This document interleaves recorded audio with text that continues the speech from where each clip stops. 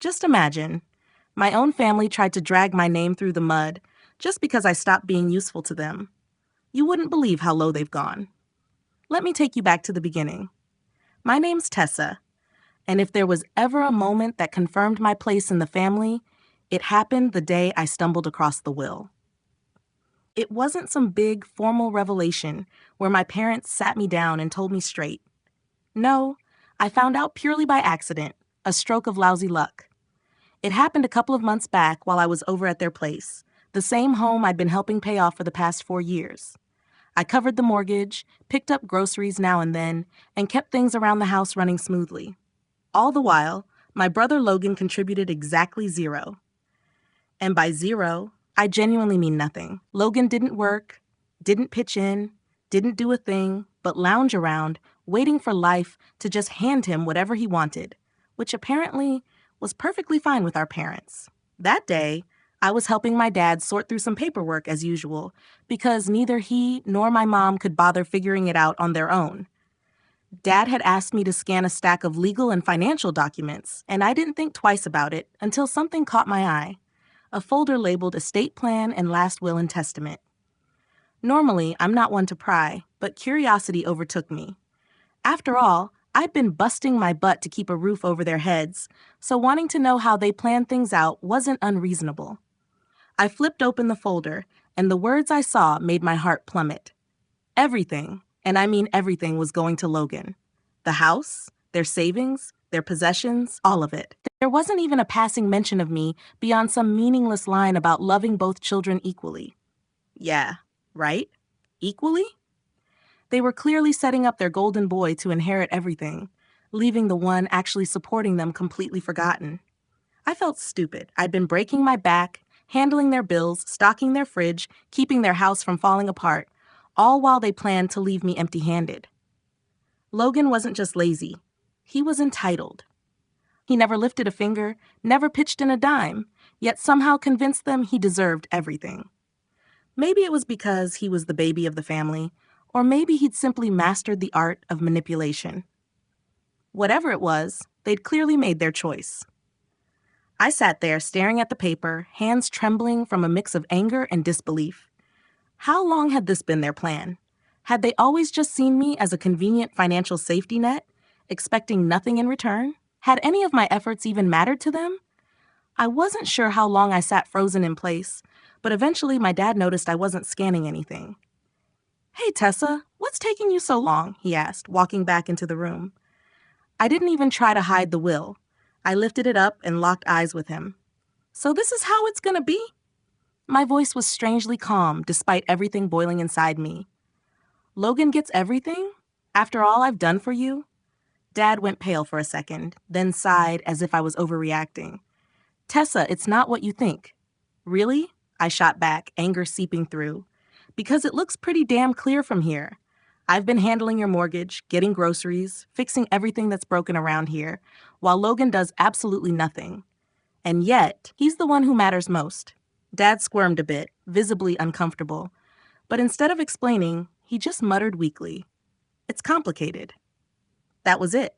No apology, no genuine explanation, just a vague, useless excuse, like he expected me to just accept it and continue being their personal piggy bank.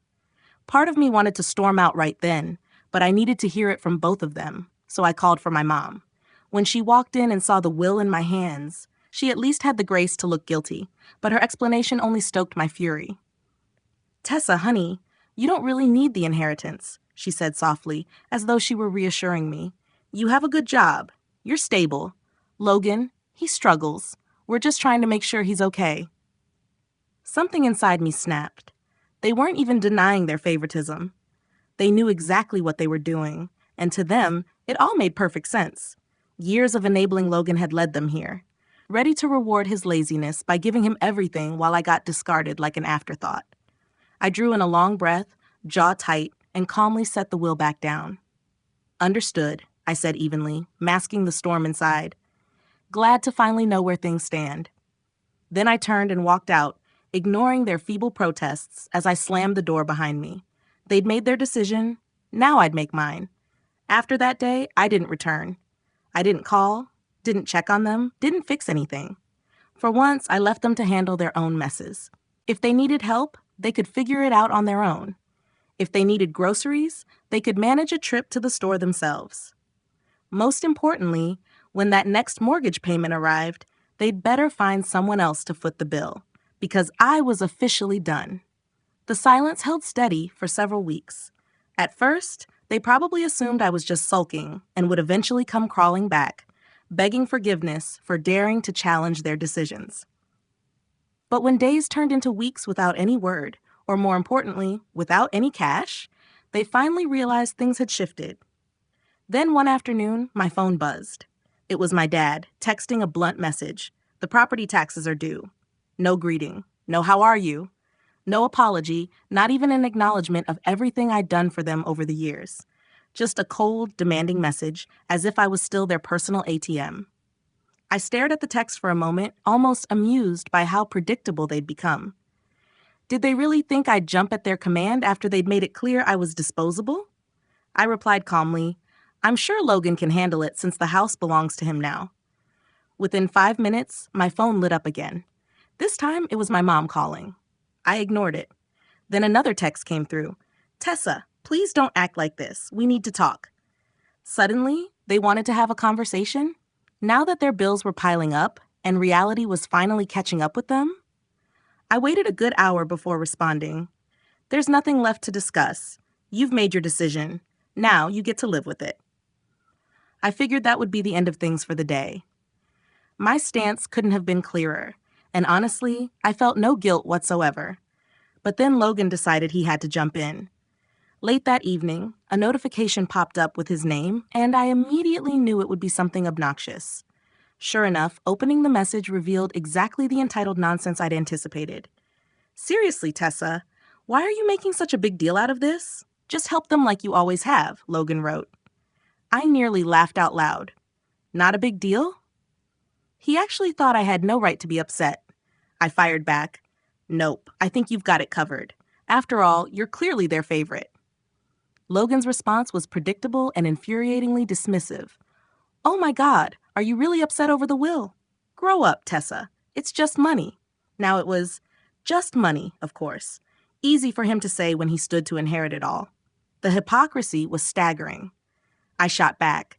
"Great, then you won't mind using some of that money to handle the mortgage." Silence. But minutes later, my mom texted again, shifting into full guilt trip mode. "Tessa, we're your parents. Family takes care of each other. We did so much for you growing up, and now you're abandoning us?" I took a deep breath to steady myself, resisting the urge to fling my phone across the room. Abandoning them? I'd spent years making sure they never had to worry about a single thing, while they coddled Logan's laziness and rewarded his irresponsibility. Yet somehow, when consequences finally knocked on their door, I was supposed to feel guilty? Not this time. I responded clearly, "You made it clear I wasn't family when you cut me out of the will. Logan can handle it from here." I could practically picture my mom dramatically clutching her chest in shock. She always had a talent for playing victim, even when she was clearly in the wrong. A few minutes later, my dad sent another text, this one boiling my blood even more. "We're not asking for much," he wrote. "Just enough to cover the mortgage for a couple of months until we figure things out. Don't be selfish." Selfish. That word ignited a rage in me like nothing else. I'd spent years sacrificing my own money, my own peace, and my energy to make their lives comfortable. I'd done everything a devoted daughter could possibly do, and their response was to leave me empty-handed.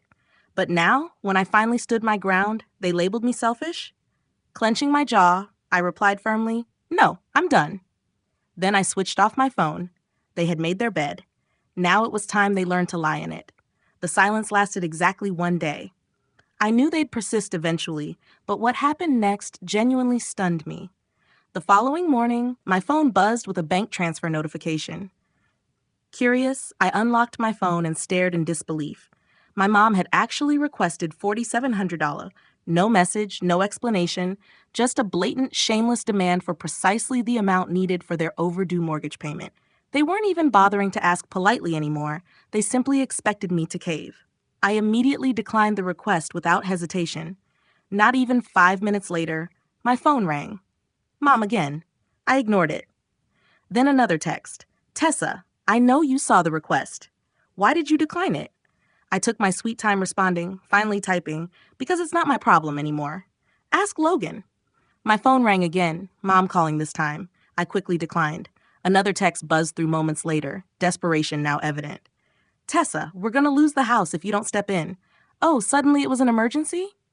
After years of treating me like nothing more than their personal cash machine, they were finally facing real-world consequences. My reply was short and direct.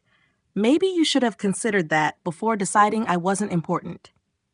Seconds later, my dad tried to guilt-trip me further. You're really okay with letting your parents become homeless?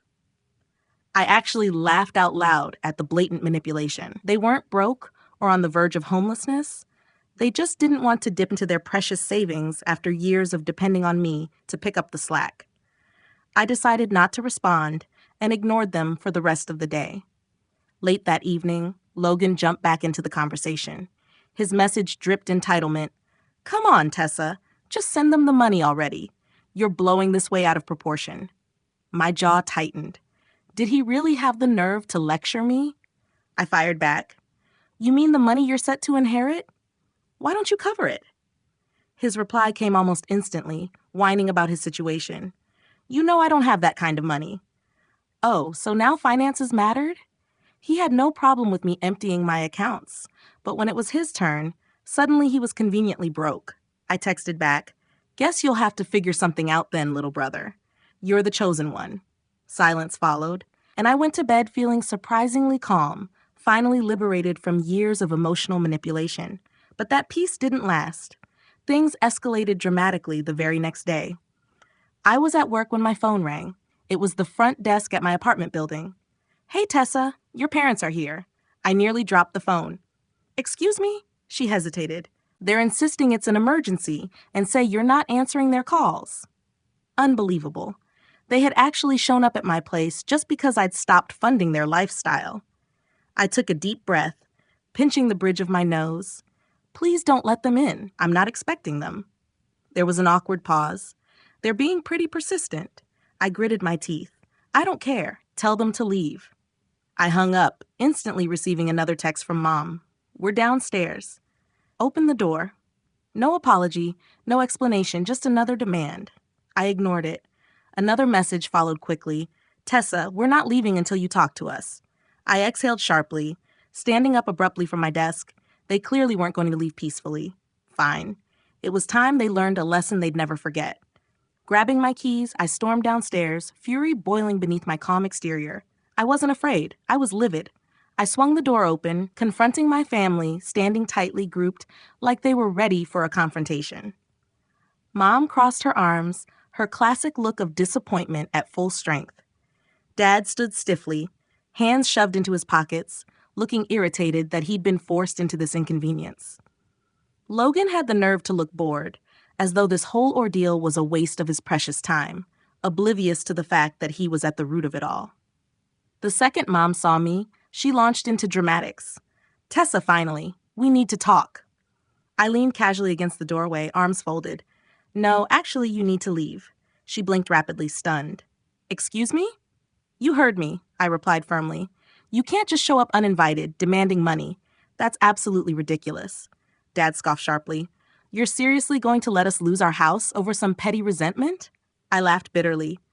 Petty resentment? You mean the one where you decided I was good enough to pay your bills, but not good enough for your inheritance? Yeah, that resentment. Mom gasped dramatically, clutching at her chest as though wounded. Tessa, that's not fair. We were only thinking about what's best for the family.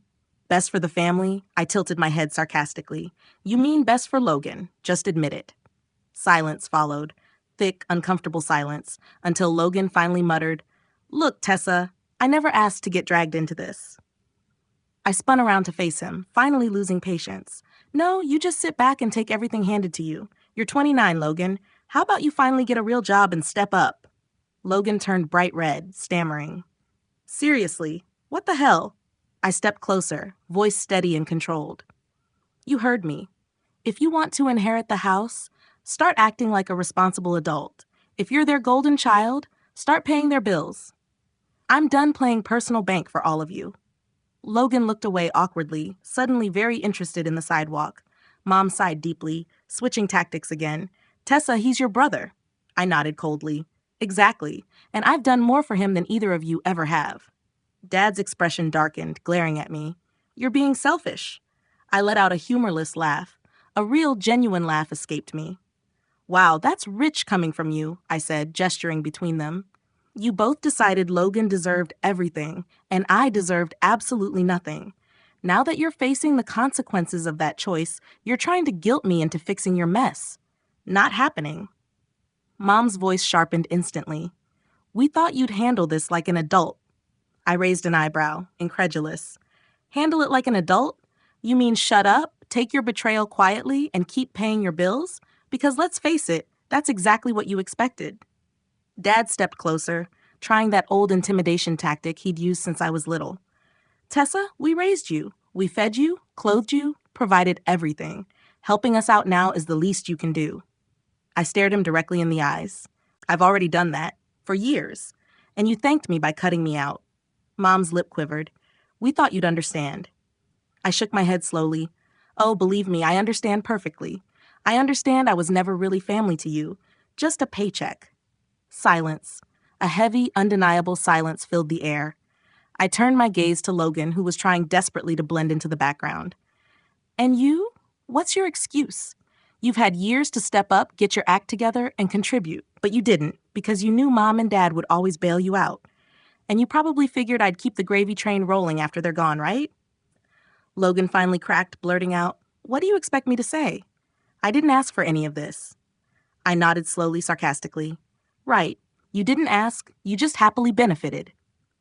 His mouth opened, then snapped shut. He had nothing else to say. Mom tried one final guilt trip. Tessa, we're family. Family supports each other. I stared at her for a long moment, calm and collected, before answering softly, Exactly. So why didn't you ever support me? She froze, unable to respond. No clever comeback, no justification, nothing. I released a breath I hadn't realized I'd been holding, feeling lighter and freer than I had in years. We're done here. I turned away, walking back inside and firmly closing the door behind me. Before I'd even settled back onto my couch, my phone buzzed again. A new text from Dad popped up. Wow, after everything we've done for you, you're just going to abandon us? I smirked bitterly, typing back calmly, No, you abandoned me. I'm just finally accepting it. Then, without hesitation, I blocked their numbers, unaware at the time how much worse things would get. Within a day, the drama spiraled out of control. Less than 24 hours after blocking them, I began noticing troubling posts popping up on Facebook. My parents had never been tech-savvy, but they certainly knew how to stir up drama online, especially when feeling particularly self-righteous. Initially, I brushed it off, assuming it was just them being melodramatic. Airing family issues publicly was their favorite pastime, but as I scrolled through their feeds, it became painfully clear these posts weren't simply about me refusing to pay their bills anymore.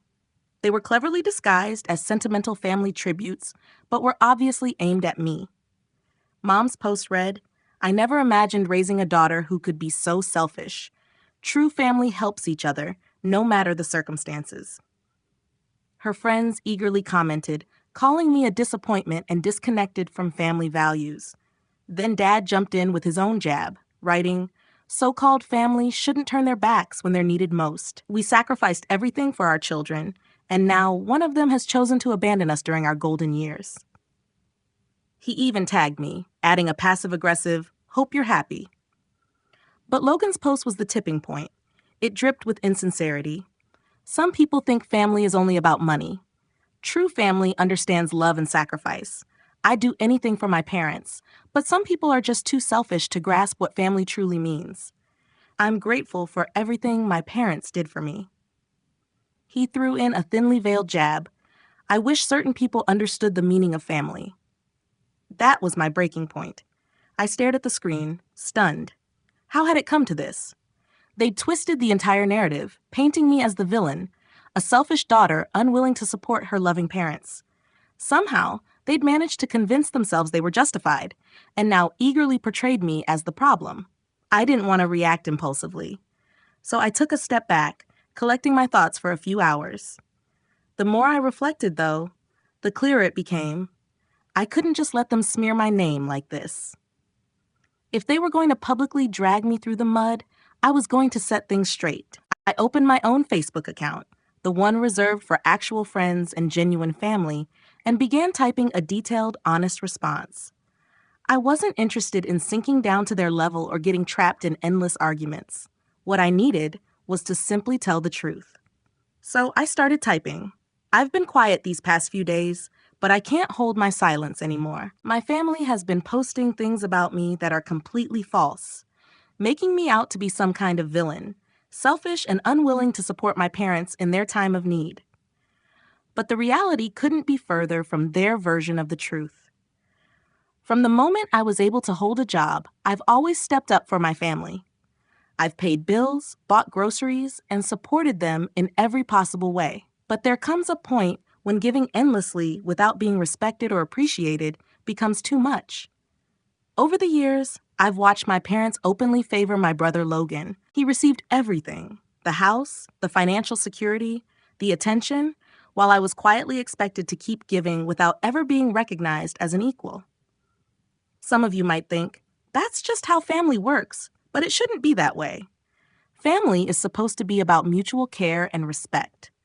When I discovered my parents had left everything to Logan in their will, it hit me how one-sided this relationship has always been. They didn't consider me at all, not even for a moment. It became clear they viewed me solely as their safety net, someone to rely on financially, but not someone to truly value. I've funded their lifestyle for years. I've paid for vacations, contributed to household expenses, even stepped in to cover their taxes when needed. And for what? To be treated like nothing more than a convenient source of cash? Enough is enough. I'm not just a walking bank account they can withdraw from at their convenience. I'm a person, and I deserve respect. I deserve to matter every day, not just when they need something from me. As for Logan, it's time he grows up. He's 29 years old and has never held a real job or taken responsibility for anything. My parents have enabled his entitlement for so long that it's no wonder he's become their favorite. But he's had more than enough time to get his act together. Now, it's his turn to stand on his own. To anyone who's been watching this drama unfold and supporting my parents' narrative, please remember there are always two sides to every story. Family is important, but so is respect. I've given all I can, and I'm done apologizing for finally putting myself first. This isn't me abandoning my family. This is me choosing myself, finally. Mom, Dad, I truly wish you both the best, but I'm done being your doormat. I hit post and instantly felt a weight lift from my shoulders. For the first time ever, the truth about my family and their exploitation was out in the open. They had used and manipulated me for years, always expecting me to rescue them without ever considering my own needs. Now, their twisted version of the story couldn't define me anymore. The response was swift. Friends and distant family members I hadn't heard from in years reached out privately, offering their support and expressing sympathy for everything I'd endured. It felt incredibly liberating to finally have my truth recognized. But the backlash wasn't far behind. My parents and Logan lost it completely. Logan messaged me angrily, "You're such a traitor. Did you really have to put all our business out there? You have zero respect for family." Dad called, practically shouting, "You've ruined everything, Tessa. You'll regret this. You'll regret cutting us off, turning your back on your family." Yet, I didn't regret it, not even for a moment. I blocked their numbers, finally breaking free from their toxic grip. For the first time, I felt genuinely liberated from the role they had forced me into for so long. In the days that followed, the heaviness I'd carried began lifting. No longer was I the lesser child, the fixer of everyone else's problems. Now, I had the freedom to create a life on my own terms. And no, I don't feel guilty for walking away. I deserve better. Always have. From now on, I'm choosing to surround myself with people who value me for who I am, not just what I can offer them. It's my time to move forward, once and for all. And I will. I'd love to hear what you think. Drop a comment below.